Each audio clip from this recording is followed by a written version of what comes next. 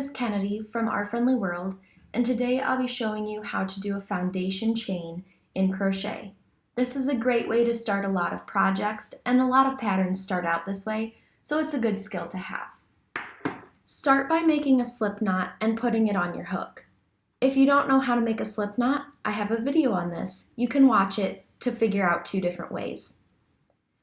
Once your slip knot is on your hook, tighten it so that it fits the widest part.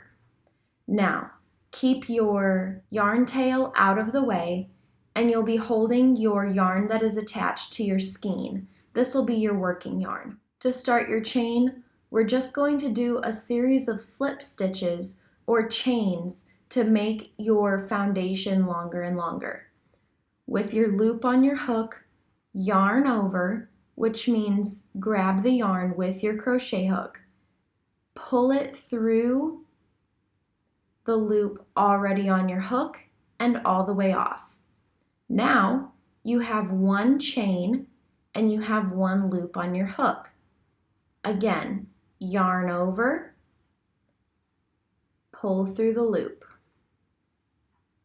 You want to make sure that when you pull through, you're not pulling way out here or pulling super tight. You want to use the same tension all the way throughout your chain so that it doesn't get looser and tighter, but it stays nice and consistent.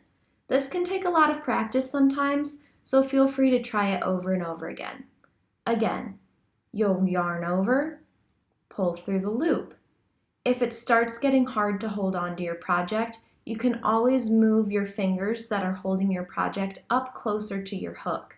You can even do that every time you make a chain. Once you get in the habit of it, you'll be able to move pretty quick. Now you can see I've made a short chain. The way you count your chain stitches is by each individual loop or chain link that you can see here. So I have 1, 2, 3, 4, 5, 6, 7, 8 chains and a loop on my hook. So this is a chain of 8. Your pattern will probably start out by saying something like chain 15, chain 100. It depends on what you're making. But either way, this is how you do it. Thanks for watching.